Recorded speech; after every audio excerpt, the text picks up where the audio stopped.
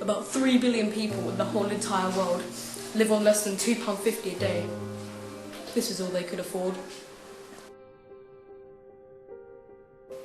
More than 1.2 billion people live on less than £1.25 a day.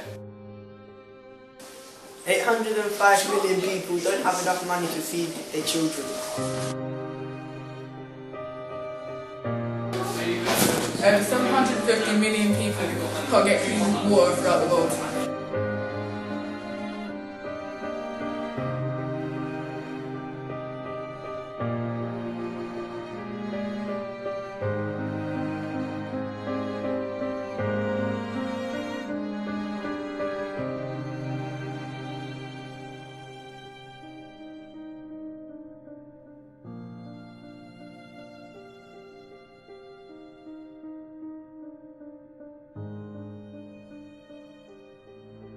People are talking a lot about inequality these days, about the fact that the richest 1% have so much more than everybody else.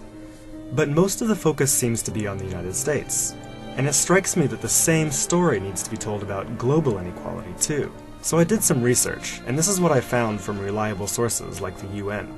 It turns out that while the US is totally out of whack, things are actually way worse for the planet as a whole. Let's start with this graph. A perfectly even distribution of wealth among all living people, with everyone divided into 5 equal groups. Now, let's show how much each group actually has. Shocking, right? 80% of the world's people barely have any wealth. It's hard to even see them on the charts. Meanwhile, the richest 2%, they have more wealth than half of the rest of the world. Let's look at this chart another way. Let's take the whole world's population, all 7 billion of us, and reduce it to just a representative 100 individuals. Here they are, poorest people on the left, richest people on the right. Now let's show how the world's total wealth, roughly $223 trillion, is distributed. The vast majority have practically nothing.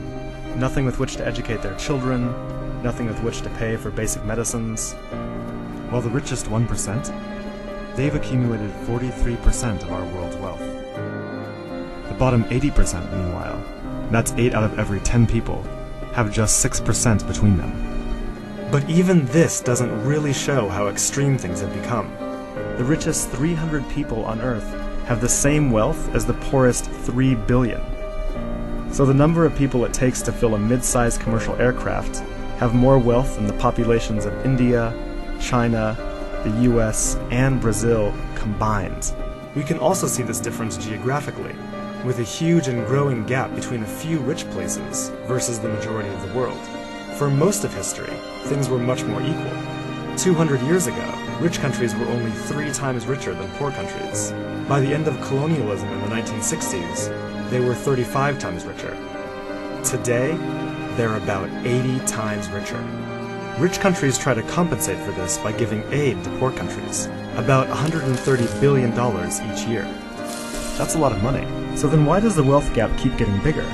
One reason I found is that large corporations are taking more than $900 billion out of poor countries each year through a form of tax avoidance called trade mispricing.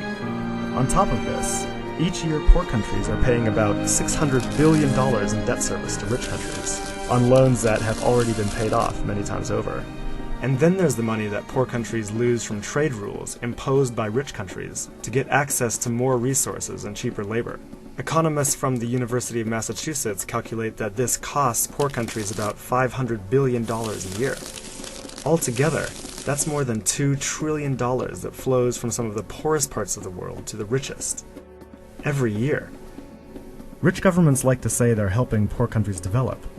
But who's developing who here? This makes me think that there's something wrong with the basic rules of the global economy. It can't be okay that the wealth of our planet is becoming so concentrated in the hands of such a tiny number of people. The only reasonable response, it seems to me, and our only hope, is to change the rules.